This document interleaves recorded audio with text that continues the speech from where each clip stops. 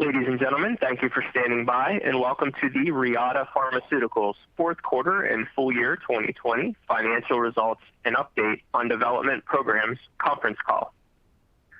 An audio recording of today's webcast will be available shortly after the call today on Reata's website at reatapharma.com in the investor section. Before the company proceeds with its remarks, please note that forward-looking statements disclosed in the company's press release. The company will be making forward-looking statements on today's call, and there are many factors that could cause results to differ from expectations, including those noted in the company's SEC filings. Today's statements are no guarantees of future outcomes.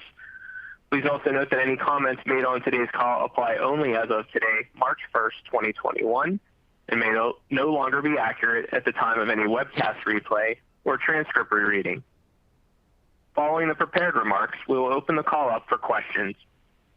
At that time, we will ask that you please limit yourselves to one question and one follow-up so that we can accommodate as many questions as possible. We are joined today by the company's Chief Executive Officer, Warren Huff, Chief Research and Development Officer, Colin Meyer, Chief Operating and Chief Financial Officer, Manmeet Soni. At this time, I'd like to turn the conference call over to Warren Huff, Chief Executive Officer of Reata. Thank you. Good morning, everyone, and thank you for joining us today. We have a full agenda of information to share, and I'll begin with our most recent updates, starting on slide 4. I'm pleased to report that Reata submitted its new drug application for bardoxolone and Alport syndrome. The completion of our NDA follows from the positive phase 3 year 2 data we reported just 3.5 months ago. This marks a major milestone for our company. It's the first NDA Reata has submitted in its history. More importantly, this NDA marks a major milestone for Alport syndrome patients who have a devastating disease for which there is no approved therapy. On behalf of everyone at Reata, I extend my deepest thanks to the patients who participated in our clinical trials and also their families. As a serious genetic condition, Alport syndrome can have far-reaching effects on the families who face it. For them, most of all, we're committed to seeing the regulatory process through to completion. As you'll see from our Reata at a glance slide, we have a number of updates to share today beyond the submitted NDA.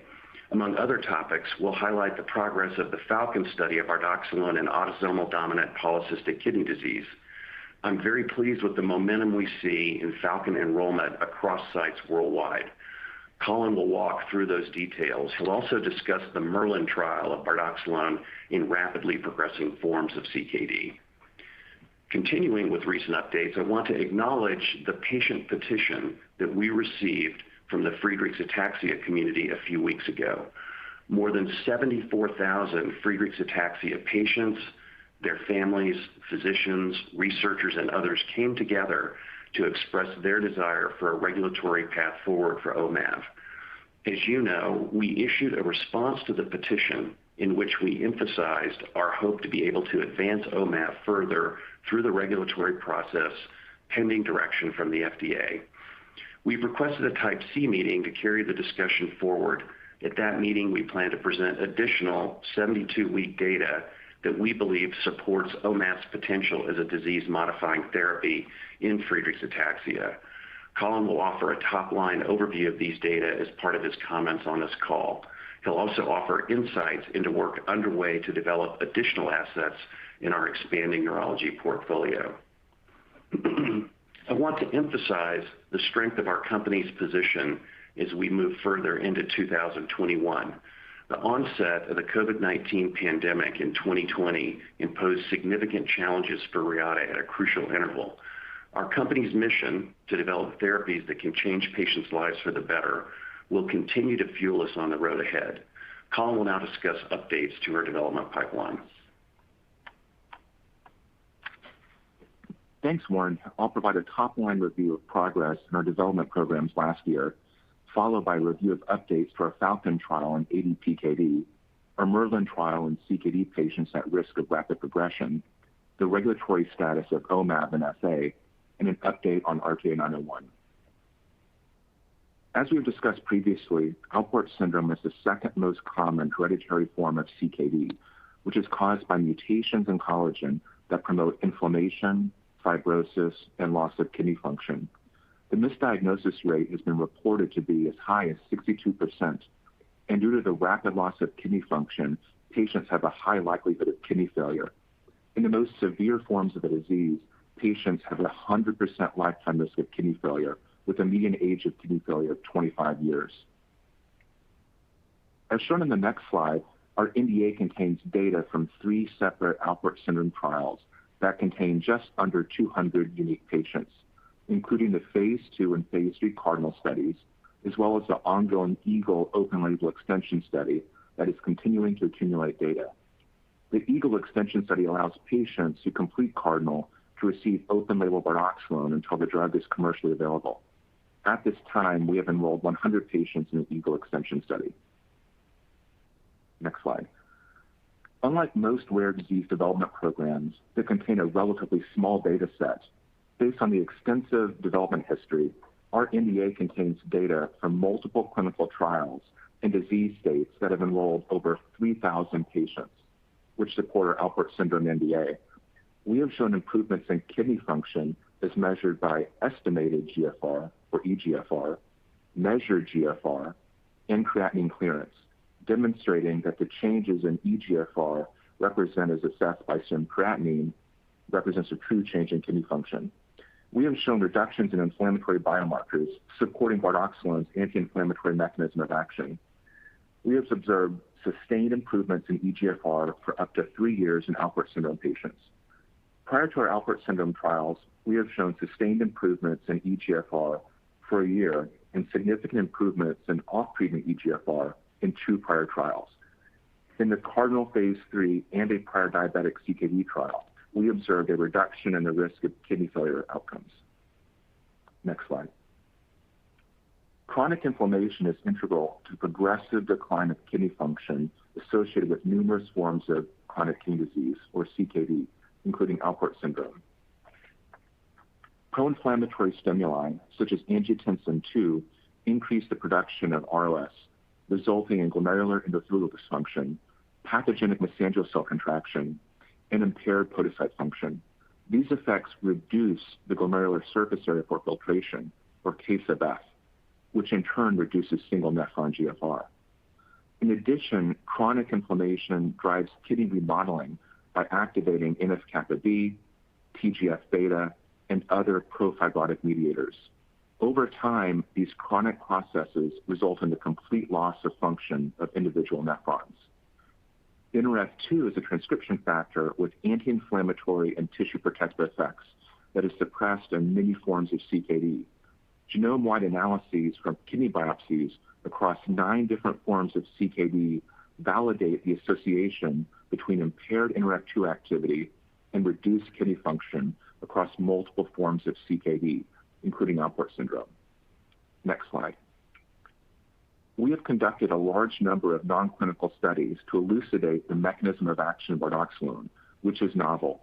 Our academic collaborators and we have conducted sophisticated imaging experiments in living animals to demonstrate that bardoxolone acutely increases single nephron GFR by restoring the filtration surface area in the kidney, reversing inflammation-mediated constriction. We have shown that this effect is not associated with any change in afferent or efferent tone, demonstrating that this effect is not associated with increases in intraglomerular pressure or hyperfiltration. Lastly, we have demonstrated that bardoxolone methyl has antifibrotic effects and improves kidney structure and function in response to pressure overload in multiple classical animal models of CKD caused by hyperfiltration, hypertension, high protein, diabetes, and dyslipidemia. Next slide. Turning to supportive Alport syndrome specific clinical data that are contained in the NDA, recall that the Cardinal Phase 3 study was a randomized, double-blind, placebo-controlled 2-year trial. The trial enrolled a broad range of patients with eGFR from 30 to 90 ml per minute and age from 12 to 70 years. The primary endpoints were the on-treatment changes in eGFR at weeks 48 and 100, and the key secondary endpoints were the off-treatment eGFR changes at weeks 52 and 104. We believe the on-treatment changes in eGFR represent the full clinical benefit of bardoxolone, and the off-treatment changes were included to determine if bardoxolone's eGFR profile is consistent with disease modification and to rule out harm. As shown on the next slide and previously discussed, Cardinal met its primary endpoints, demonstrating large, clinically meaningful improvements in on-treatment eGFR with significant p-values. It is important to recognize the distinction between the ITT and the MITT populations. The ITT analysis includes all available eGFR values from all patients, even if they discontinued drug. This is a very conservative analysis since it is diluted by patients who discontinued drug and are no longer benefiting from the drug. To understand the treatment effect of bardoxolone while patients are actually receiving drug, we prospectively define the MITT population, which excludes eGFR values once patients discontinue bardoxolone.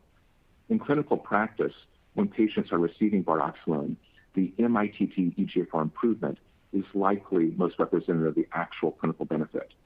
As we discussed during our last call, the MITT eGFR change over time in the second year separated for the bardoxolone patients compared to the placebo patients. As you can see on the next slide, all pre-specified subgroups favored bardoxolone. We observed a treatment effect in pediatric patients, adults, males, females, patients with high and low proteinuria, across the eGFR range studied, in all major genetic subtypes, and on top of standard of care ACE inhibitors and ARBs. As shown on the following slide and previously discussed, Cardinal also met its key secondary off-treatment endpoints. The persisting significant increase in eGFR following washout observed twice in Cardinal provides evidence that the on-treatment eGFR improvement is consistent with a beneficial and not harmful profile. While we believe the on-treatment effect represents the clinical benefit, the off-treatment improvements demonstrate disease modification. This off-treatment endpoint was previously used to support the approval of tolvaptan for ADPKD. Next slide.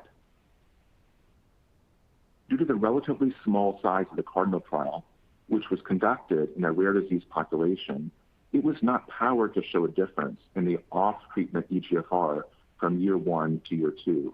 Additionally, the patients included in each analysis are slightly different due to dropouts, so these independent endpoints aren't directly comparable. To understand the relationship between the off-treatment change after year 1 and 2, we performed a longitudinal off-treatment eGFR slope analysis. This effectively uses paired values from patients to generate individual slopes, and these are then used to estimate the population for each treatment group. As you can see in the figure, the dotted lines represent the off-treatment slopes and shows a 50% slower slope for bardoxolone. This suggests that bardoxolone is slowing disease progression by 50%. As I mentioned earlier, bardoxolone has a novel mechanism of action, and sustained increases in eGFR have not been observed in CKD studies with any other intervention. The one intervention that has been shown to increase eGFR, amlodipine, does so by increasing pressure, causing hyperfiltration. In the African American study of kidney disease, also known as ASK, the initial eGFR increase was small and transient. The increase in eGFR was only 4 ml per minute and peaked at 6 months of treatment. After this time, eGFR declined quickly and more rapidly than was observed in the other treatment groups. We performed a quartile analysis by eGFR change at week 12 in Cardinal to determine what happens to the patients who have the largest acute changes in eGFR after 2 years of treatment. As you can see in the table, the quartile with the largest eGFR change had a very large increase in eGFR of 27 ml per minute at week 12.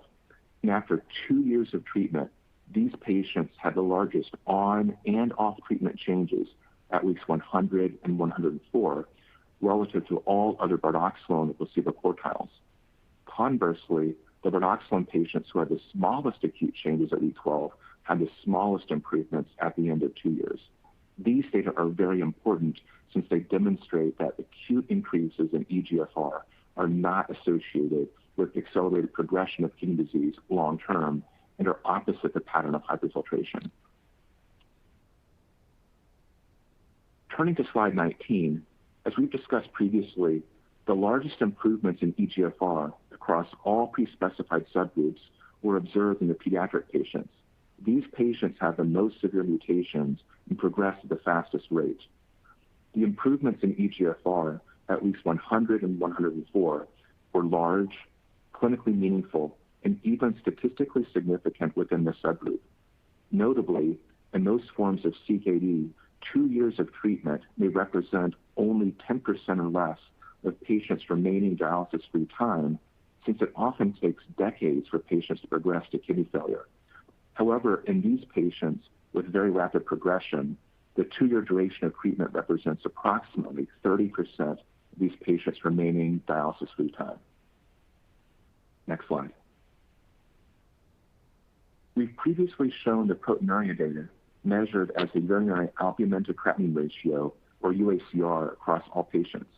Initial increases were observed in the bardoxolone group that were mathematically accounted for by the change in eGFR, which would be expected to increase UACR. Importantly, UACR did not worsen over time, and the values returned to placebo levels during the 2 off-treatment periods.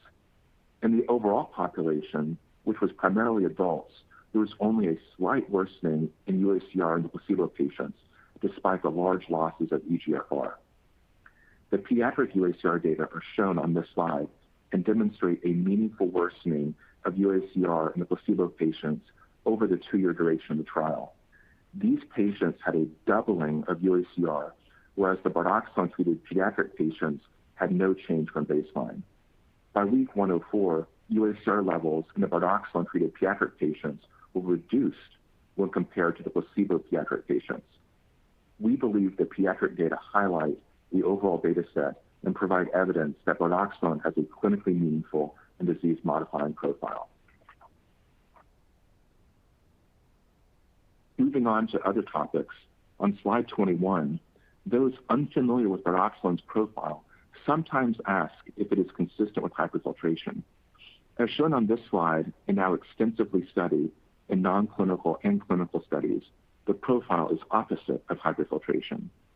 Hyperfiltration is caused by increases in pressure within the kidney that cause damage, including increased permeability to albumin and worsening of fibrosis. We have shown that bardoxolone acutely increases GFR by increasing glomerular surface area without affecting intraglomerular pressure or permeability to albumin. In the gold standard model of hyperfiltration, the 5/6 nephrectomy, we observed preservation of kidney function and reduced fibrosis. As mentioned a few minutes ago, the clinical eGFR profile of hyperfiltration clinically is associated with transient, small increases in eGFR, followed by accelerated decline of eGFR after 6 months of treatment. Off-treatment eGFR changes are worse than placebo, and hyperfiltration increases kidney failure composite events. Bardoxolone's eGFR profile is associated with large, sustained increases in eGFR for at least 3 years, persistent improvements in off-treatment eGFR, and a reduction of kidney failure composite events. The UACR profile of hyperfiltration is associated with initial increases in UACR that are out of proportion to changes in eGFR and continue over time. Off-treatment values are higher than placebo due to the loss of glomerular integrity. Bardoxolone's profile demonstrates an initial increase that is accounted for by increases in eGFR, plateaus after the initial increase, and returns to baseline within 4 weeks of stopping drug.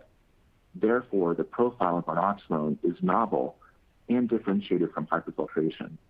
We believe we have fully addressed this issue, and there is no evidence that supports that bardoxolone's mechanism of action is due to hyperfiltration. Next slide.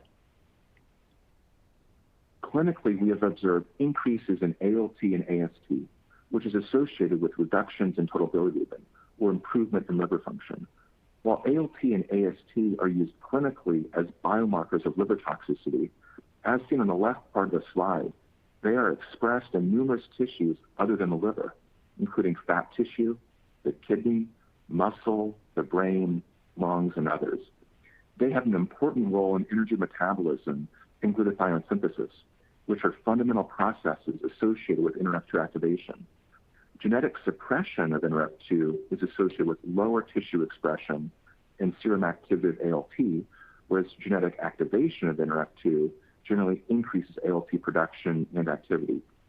We have shown in cells from multiple tissues, including the liver, muscle, colon, macrophages, and kidney, that bardoxolone increases production of ALT and AST, demonstrating that these increases are due to pharmacological increases in production and not injury. Next slide. The clinical profile of ALT, AST, and bilirubin is consistent with data we have published from our prior trials in diabetic CKD. ALT and AST levels peak approximately 2 weeks after patients reach their goal dose. Levels then trend down to a new steady state, likely as a new equilibrium is reached. And during the off-treatment periods, the levels return to baseline and placebo levels. Across our entire development program in clinical trials conducted to date, we have not observed any cases of Hy's law, which is associated with large increases in total bilirubin and impaired liver function. Instead, we have observed reductions in total bilirubin or improvements in liver function. In Cardinal, we conservatively implemented stopping criteria in accordance with FDA guidance, and a total of 6 patients met these criteria. Notably, none of these patients had any evidence of liver injury. We have relaxed these criteria in our ongoing Falcon trial to further reduce these discontinuations. The draft proposed Alport syndrome label provides guidance for monitoring and management that we believe will minimize discontinuations due to these increases. Next slide. Regarding changes in body weight, we have previously shown in non-clinical models that this effect is due to metabolic reprogramming, resulting in utilization of stored fuels in the form of fat, increased energy production, and reduced weight due to fat loss. We have shown in 4 prior trials that changes in eGFR are not due to changes in creatinine production or excretion, demonstrating that weight loss is not due to muscle loss. We have also shown that weight loss is dependent on baseline BMI. In the Cardinal trial, there was no correlation between weight and eGFR change. Further, in the pre-specified subgroups of BMI lower than or higher than 30, the eGFR change was almost identical despite the large difference in weight loss of 1.9 versus 7.1 kilograms. In summary, eGFR increases with bardoxolone are not due to weight or muscle loss and reflect true increases in GFR. Next slide. In conclusion, our Alport syndrome program has been conducted in a rare, severe form of CKD with no approved therapies. Our phase 3 Cardinal trial hit its primary and key secondary endpoints, demonstrated disease-modifying activity and an acceptable safety profile, and is supported by a large safety database of over 3,000 patients.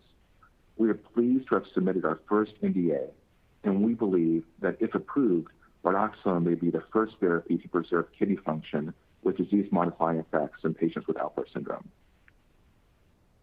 Next slide.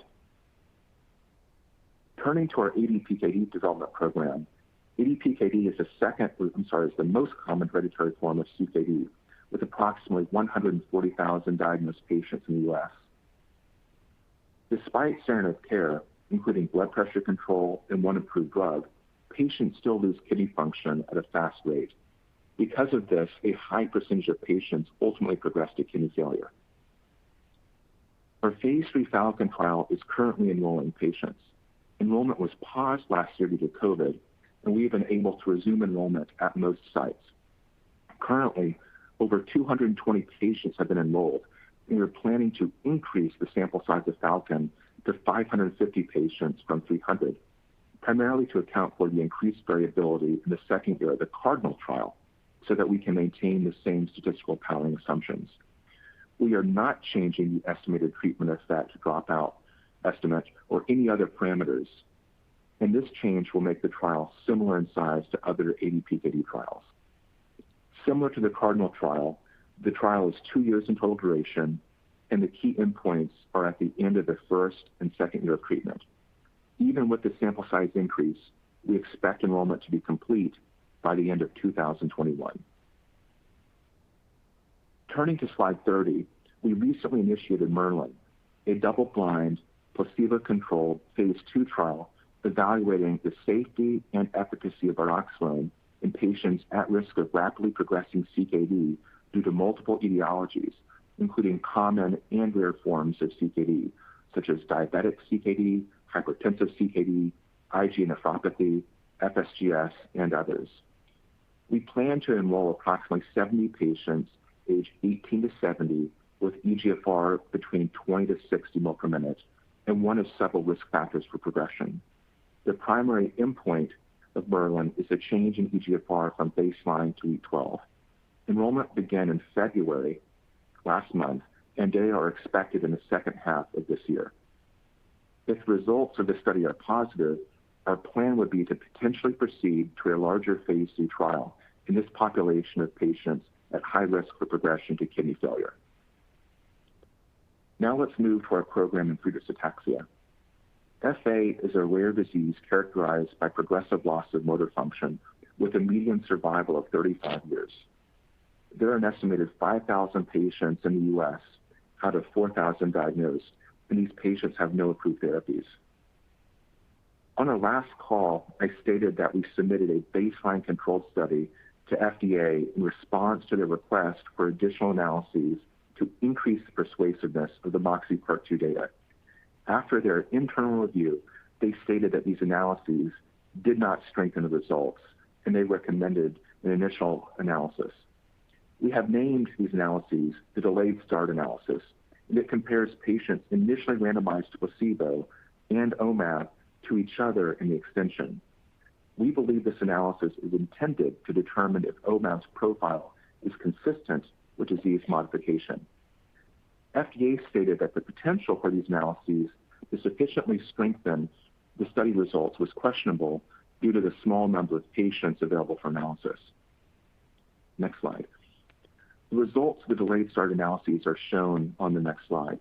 We compared the rate of change in mFARS in the extension for the patients initially randomized to OMAV versus those originally randomized to placebo. We conduct the analysis using two populations. First, we used all available data in the extension to compute annualized rates of mFARS change, and 73 out of 82, or 89% of patients who enrolled in MOXIe Part 2, contributed to this analysis. Notably, this is higher than the 14 Part 2 patients who contributed to the baseline controlled study. Second, we analyzed patients who completed 1.5 years in the extension, which includes a total of 20 patients. 11 of these patients have received OMAV for a total of 2.5 years. As can be seen in the figure on the left, which includes data from all extension patients, once patients entered the extension, those initially randomized to OMAV progressed at a very slow rate of approximately 0.5 mFARS points per year after another 1.5 years of follow-up. Patients initially randomized to placebo progressed about 1.5 points from their initial baseline of MOXIe Part 2 to baseline the extension, also progressed at a rate of approximately 0.5 mFARS points per year in the extension, which is slower than the prior rate of progression. In the extension, the slopes are generally parallel, and there's no significant difference between them. Most important, patients initially randomized to placebo did not catch up with the patients who were initially randomized to OMAV. If OMAV only provided symptomatic treatment, they would be able to achieve the same treatment response relative to their initial baseline. However, patients who initially received OMAV have been able to maintain better absolute mFARS scores, demonstrating that the first year of treatment in MOXIe Part 2 provided a treatment benefit. This is the hallmark of disease-modifying activity. The analysis on the right, which includes all patients who have completed 1.5 years in the extension, shows similar findings. The data at each time point contains the same patients, with the exception of week 100, which has some missing values due to site closures related to COVID-19. In this completer subset, the 11 patients who have received 2.5 years of treatment have on average not progressed. The patients initially randomized to placebo who progressed while receiving placebo have also on average not progressed during the 1.5 years on OMAV during the extension. Consistent with the analysis that includes all patients, the patients originally randomized to placebo did not catch up with those initially randomized to OMAV, which demonstrates a disease-modifying profile. Next slide. From a regulatory perspective, we have requested a Type C meeting with the FDA to discuss the delayed start analyses and the development program. Pending discussions with FDA and EMA, we plan to initiate a second pivotal trial of OMAV in the second half of 2021 to support approval. Turning to slide 37, we believe the MOXIe results provide proof of concept for the use of OMAV in other neurological diseases that have a common pathophysiology of mitochondrial dysfunction and neuroinflammation. OMAV and analogs have shown activity in numerous non-clinical models, as well as patient biopsy samples, and we believe the pharmacology is applicable to a broad set of neurological diseases, including other movement disorders such as PSP, Parkinson's disease, and Huntington's disease, as well as other diseases that affect neuromuscular function and memory. Now on slide 39, our earlier stage pipeline includes RTA-901, which is wholly owned by Reata. RTA-901 is a highly potent and selective oral small molecule C-terminal modulator of HSP90. HSP90 is a molecular chaperone that facilitates the folding and stability of many proteins critical for cellular viability. HSP90 also regulates the expression of HSP70, another molecular chaperone that promotes cell survival in response to stress and affects mitochondrial function. N-terminal HSP90 inhibitors previously developed as anti-cancer agents increase HSP70 expression, but also inhibit client protein folding, which results in cytotoxicity. In contrast, RTA-901 increases transcription of HSP70 without inhibiting client protein folding, resulting in robust cytoprotection in the absence of cellular toxicity. This biology is distinct from our interactive activator program, but has many parallels. Next slide. RTA-901 has demonstrated activity in multiple models of diabetic neuropathy. It has been shown to reduce pain acutely in models of painful diabetic neuropathy. Most notably, RTA-901 treatment results in recovery of lost sensation in models of insensate diabetic neuropathy, which is a novel and differentiated profile from other agents that have targeted diabetic neuropathy. Next slide.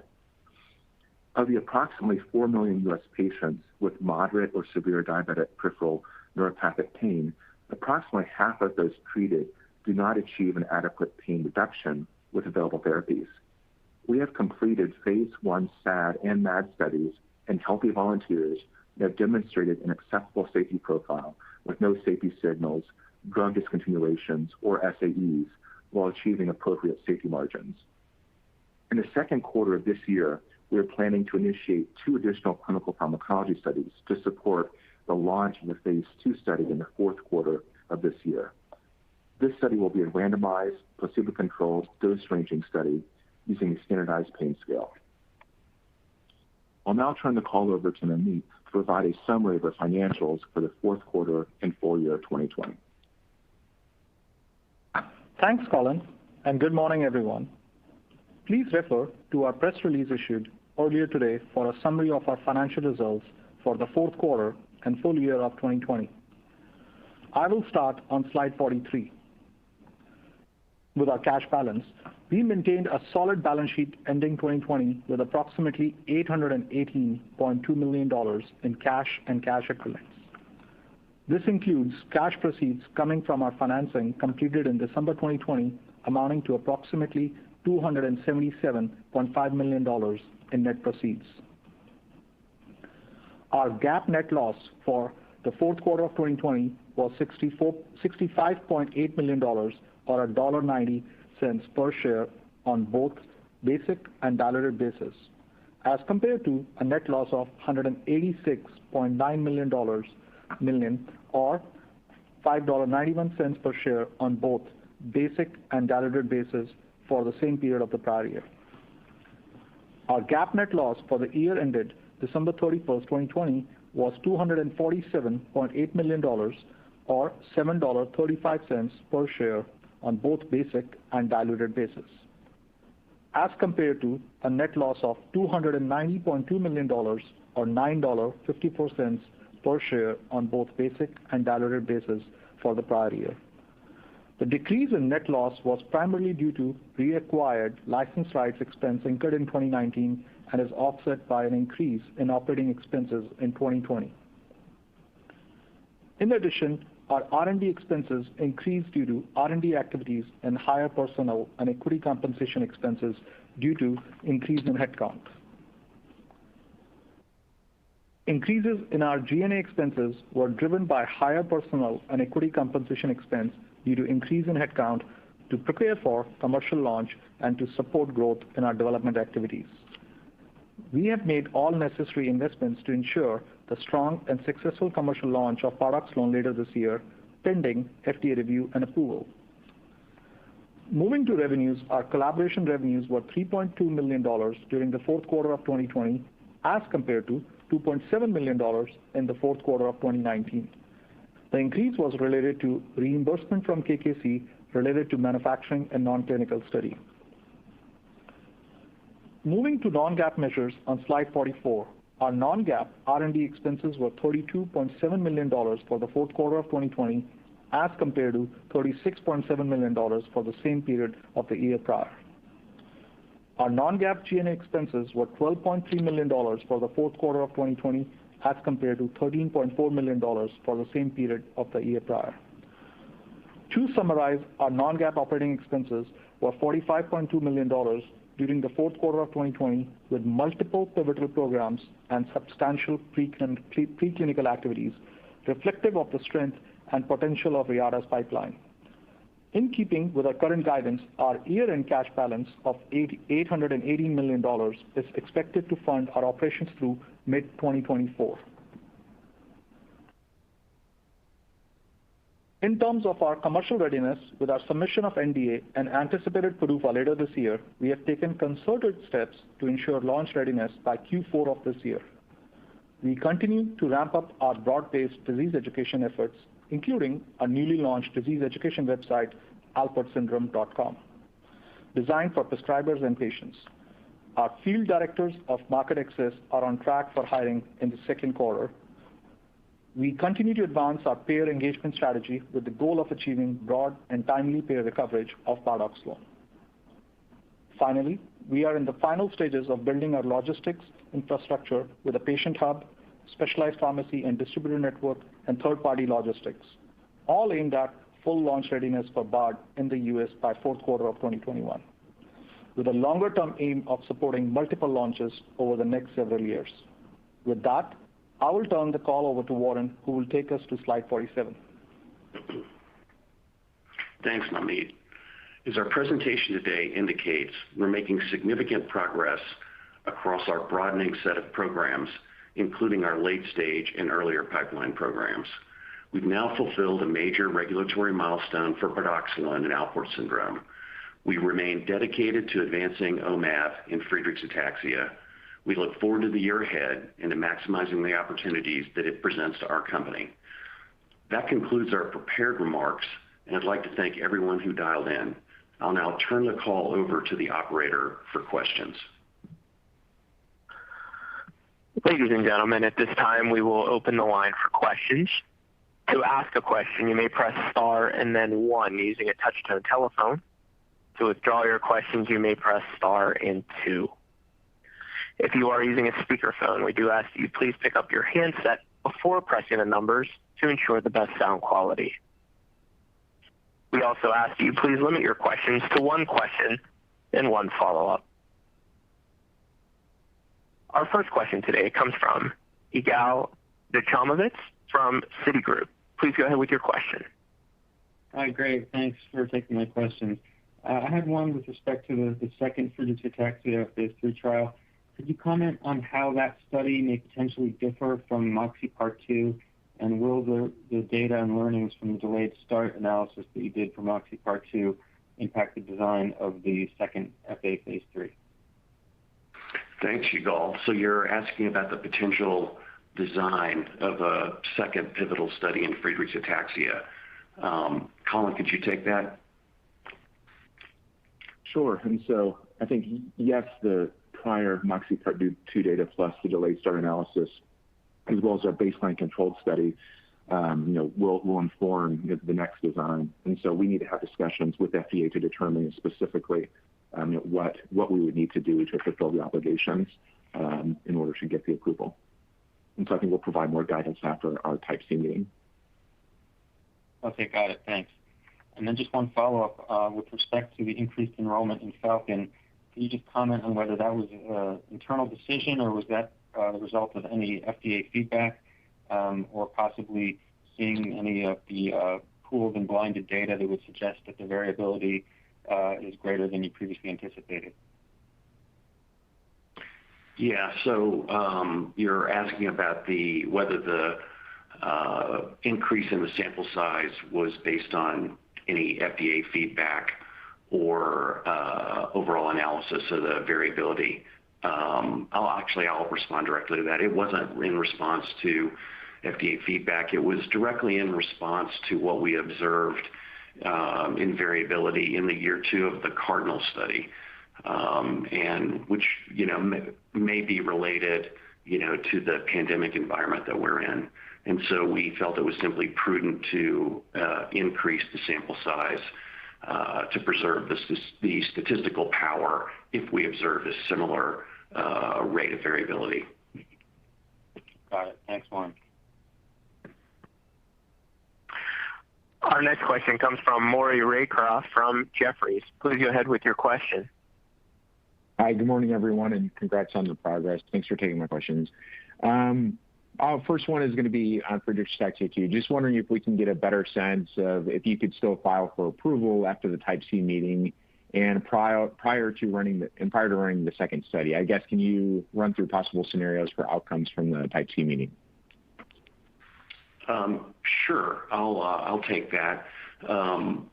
Obviously, the position of the agency has been to date that we need to increase the persuasiveness statistically of the result, or we need to provide additional data from the long-term extension or perform a second pivotal study. The purpose of the Type C meeting that we just requested is to put that question directly to them, and there are multiple outcomes. They could potentially see the additional analysis as supporting the conclusion that it's disease modifying. If they reach that conclusion, then there would be an ethical problem with conducting a second pivotal study, and then they might permit us, to submit an NDA based on the existing clinical package. However, they may find that data doesn't support a conclusion that it's disease modifying and require us to conduct, a second pivotal study. And so it's up to the FDA. Got it. Okay. And just to clarify for the ongoing Falcon study, are you seeing anything with dose reductions, discontinuations, or anything else from the study that would also provide some reason to upsize that study? Colin, would you like to take that? Yeah, Maury. So as I mentioned during my prepared remarks, there's no data that would suggest that we need to change our assumptions for dropouts, treatment effect, or anything else. It's solely based upon the variability from the Cardinal trial in Alport syndrome. As Warren said, we noted higher variability or standard deviation of change in estimated GFR in year 2 of Cardinal. And so we're not sure if that's going to happen in the Falcon trial, but we thought it'd be prudent to increase the sample size. There's no other data that suggested that our assumptions may be wrong. But since standard deviation is a critical input into the power calculations, we wanted to make sure that we accounted for a potential increase if we were to observe it. And then from an enrollment perspective, we today disclosed for the first time number of patients we've enrolled, and despite having to pause enrollment due to COVID, we have made substantial progress. We've enrolled over 220 patients, and since most of our sites are able to screen and enroll patients, the incremental time to increase enrollment, enroll those additional patients is not that long. And so this makes the trial overall, we believe, robust and similar in size to other PKD trials, and accounts for any potential increase in variability that we could observe. Got it. Very good. Thanks for taking my questions. I'll hop back in the queue. Our next question comes from Annabelle Samimy from Stifel. Please go ahead with your question. Hi, thanks for taking my question. I have a couple. So can you talk about what specifically you're doing to address the discontinuation from the ASC and ALT in the ADPKD trial? It seems to be a big question among physicians to control the discontinuation. And then follow on OMAV, what is it specifically, do you know, that the FDA would be looking at to determine whether it is disease modifying? Did that difference between the slopes need to be statistically significant, or is it enough that they're parallel? Thank you. I'll take the second question first, Colin, and then would you comment on Falcon? We believe that the analysis that they suggested is based on guidance that they've given for these type of analyses in the Alzheimer's setting. And basically, what you're looking for is to see that the patients that crossed over to the long-term extension study from active basically maintained a benefit over time versus the patients that crossed over to the long-term extension from placebo. So you actually want those slopes to be parallel and there to not be statistical significance between them. And we believe that that's what the data shows. A key question will just be, are the patient numbers high enough, and is the confidence around that data strong enough to convince them that is evidence of a disease-modifying effect? We think it is, but again, the decision is the decision of the FDA's. Great. And then on the ALT, AST changes. Yeah. So as I disclosed a few minutes ago, we had 6 patients who met criteria in standard FDA guidance that I believe probably almost all companies follow during clinical trials. And if patients have an elevation of a certain magnitude and meet certain criteria, we had been requiring patients to permanently discontinue study drug, so they could not restart. But based upon our extensive safety database and in consultation with hepatologists, and as we've now published, we believe that these changes are pharmacological changes consistent with activation of NRF2 and very distinct from a profile of liver injury. And so in the Falcon protocol, we do not require permanent discontinuations. And so if patients hit a certain threshold that would have required a permanent discontinuation, we simply give the patients a drug holiday, and they come back to the clinic and start at a lower dose. And so it's a very straightforward way to manage these elevations. Great, thank you. Our next question comes from Brian Skorney from Baird. Please go ahead with your question.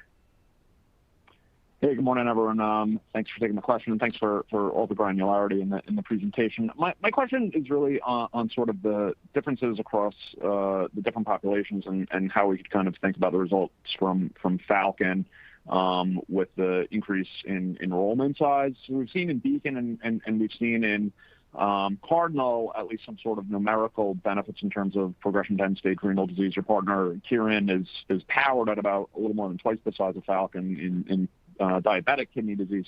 So I'm just wondering if we kind of think about the ADPKD patient population, what the rate of progression to ESRD is in this patient population relative to diabetic kidney disease and Alport, and at this scale, if we sort of saw a reduction in progression to ESRD on par with the numerical reduction we saw in Cardinal. Would this be a statistically evaluable secondary endpoint? Colin, you want to take that? Yeah, so I think we predefined it in Cardinal because we thought it'd be helpful to characterize, the composite that's now used in trials like our Japanese partners' AYAME trial. And so we're not changing the size so that it can be powered for that endpoint, but it would potentially increase our chances of showing statistical separation. In Cardinal, with 157 patients, the p-value was 0.086, I believe, and the hazard ratio was about 0.5. And so in ADPKD, patients progress at a slower rate, and there's not as many of the patients who have extremely large losses. For instance, the patient in Cardinal who had the largest loss was a placebo patient and lost about 50 ml per minute over 2 years. And so we don't expect patients to have that extreme of losses. But potentially, if things go the right way, that could be a very valuable endpoint for us. Colin.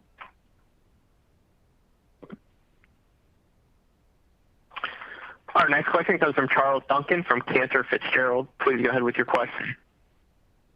Hey, thanks for taking my questions. Congrats, Warren and team, on the bardoxolone filing in Alport. I had a question on OMAV, and I apologize if I missed this. I'm juggling multiple calls this morning.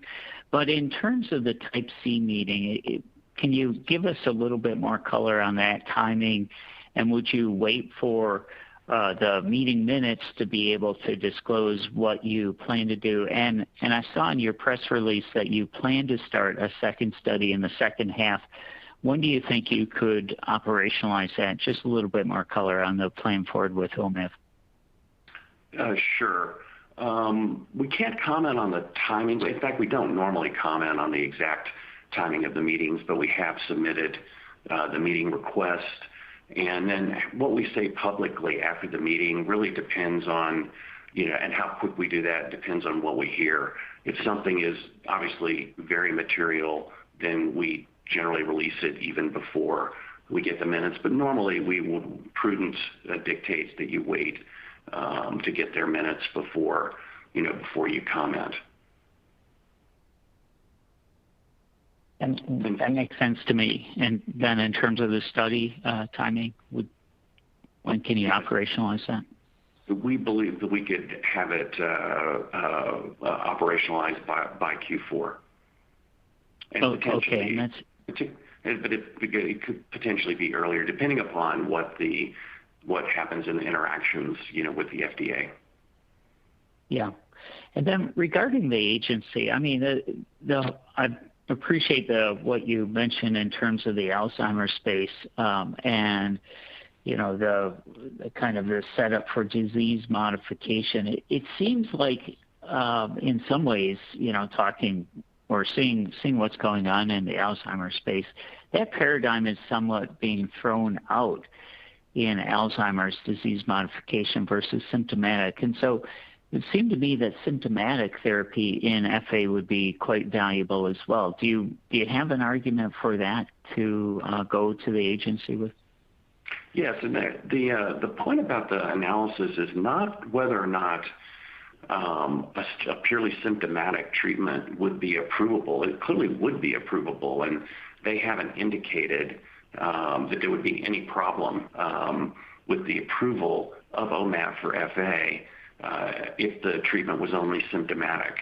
In fact, I made clear that that's not the case. The question really goes to the ethicalness of conducting a second study. Once you've demonstrated in a randomized controlled trial, a disease-modifying, activity, then it's much more difficult to, ethically justify a second randomized controlled trial. Especially in an orphan indication. Appreciate taking the question. Exactly. Especially in a deadly disease with no approved therapy. Yes, exactly. Our next question comes from Joseph Schwartz from SVB Leerink. Please go ahead with your question. Great. Hi. Thanks so much for the detailed update. I was wondering if you could talk about the patient inclusion methodology and criteria that you've proposed to the FDA for your proposed Alport indication in the NDA for bardoxolone, and how many patients with these characteristics would you estimate are addressable at the sites that you're targeting or focusing on for commercialization? Right. Just so you're asking about like what patients would be included essentially in the label? Yeah, essentially, and just in order to exclude patients, that are too far advanced or otherwise not well suited for treatment, based on what you've found early on in development in the type 2 diabetic CKD studies. Yep, sure. Colin, would you like to comment on that? Sure. We think that the label would likely, in general, reflect the patients that we enrolled in Cardinal. And so there's a broad age and GFR range. Recall that the eligibility criteria were age as low as 12, high as 70, eGFR 30 to 90, and as you know, above 90 is basically normal. And we enroll patients with all genetic subtypes. And then, as you alluded to, we excluded patients who had a significant cardiovascular history and BNP over 200 picograms per mil, indicating that those patients were already retaining fluid.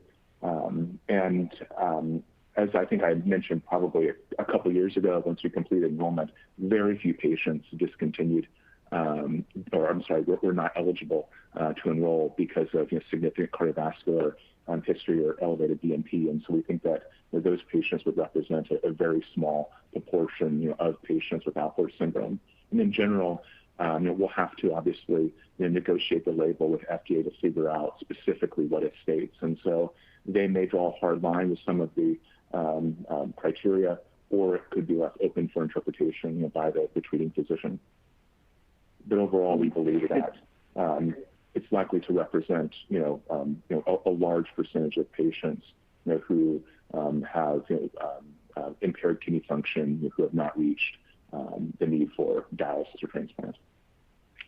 Hey, Joe, this is Manmeet, and I can give you some numbers over here, right? In terms of the total overall prevalence opportunity, I think we believe BARD could address, the high unmet need in the estimated population of 30 to 60,000 patients with Alport syndrome in the United States and approximately 30 to 60,000 patients in the EU5. But if you look at the claims data, which came in recently to the IQVIA claims data, there are approximately 14,000 projected patients diagnosed with Alport syndrome in all the stages of CKD in the United States. And as you know, with many other rare diseases, and there is no approved therapy, right? There is no incentive for physicians to diagnose and identify patients. And we believe many patients go unrecognized or undiagnosed or even misdiagnosed until treatment will be available. And so we are deeply committed in identifying those patients. And as you remember, last year we initiated a genetic testing program, Kidney Code, which was initiated to improve the accuracy and timeliness diagnosis in the United States. And we were pretty impressed, right, with the initial data which we received. And you would have seen our papers in the ASN, where many new patients were diagnosed through that kidney code. And those patients were earlier misdiagnosed. So I think it's too early to give you a specific number today, but we believe the opportunity is pretty big and it will continue to expand as we continue with our commercialization efforts and with our medical affairs teams, which we have already initiated to make sure the education and awareness and genetic testing is made available to physicians, and that will keep expanding the market by itself. Colin or Warren, do you want to add anything? No, I think you covered it. Thank you very much. And once again, ladies and gentlemen, if you would like to ask a question, please press star and 1. Once again, to withdraw yourself from the list, you may press star and 2. Our next question comes from Matt Catlin from Ladenburg Thalmann. Please go ahead with your question. Hi, good morning, guys, and congrats on the progress. wanted to, if you could give us more information in terms of your strategy with the launch of the Merlin study in rapidly progressing patients with CKD, and in the context of your plans to initiate additional studies in other CKD indications which you've studied before in terms of IgA nephropathy, type 1 diabetes, and FSGS. What are your thoughts in terms of how Merlin fits in and that indication fits into your kind of regulatory strategy for bardoxolone? Yeah, so Matt, you're asking about how Merlin fits into our overall development strategy in CKD. Exactly. Colin, would you like to comment on that, Colin? Sure. And so as we've demonstrated, in Phoenix and Cardinal, we've observed activity in multiple forms of CKD. It's 6 or 7 now. And we decided to pursue phase 3 studies with 2 of those indications, obviously Alport syndrome first and ADPKD second. And as we think about how we progress further with development, there's really two main paths. One is to do single indication studies, so another Falcon, another Cardinal, which in general would probably require 300, 400, maybe 500 patients each, depending upon the indication and powering assumptions. The other opportunity is to do a single study that allows us to enroll patients with multiple different etiologies who have this common theme of likely some intrinsic defect in the kidney that puts them at a very high lifetime risk of progression to kidney failure, where we can also exclude patients who perhaps have significant cardiovascular comorbidities that may be targeted by other agents such as ACE inhibitors, ARBs, SGLT2 inhibitors, et cetera. And so the data from Cardinal really struck us in that some of these patients have substantial loss of kidney function despite receiving ACE inhibitors and ARBs. And once again, the pediatric data really highlights that with losses of 15 mil per minute in 2 years. And so we've thought about a way where we can, once again, enroll patients with a common phenotype who meet one of the few eligibility criteria for rapid risk of progression, where we can really increase the value to patients as well as to prescribers for use of bardoxolone and differentiate the drug versus other agents that affect blood pressure or have cardiovascular benefits. And so the Merlin trial is a way for us to tune up the eligibility criteria, look at enrollment across sites, and try to figure out how best we could operationalize a future phase 3 trial that, if we did proceed, would likely allow sufficient patients to be able to power it for an actual outcomes composite, which would obviously be a very strong label if we're able to demonstrate a difference in outcomes. Great. That's very helpful. Thanks for the added color.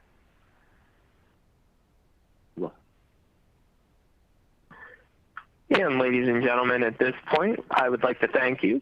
And I'm showing no further questions in the question queue at this time.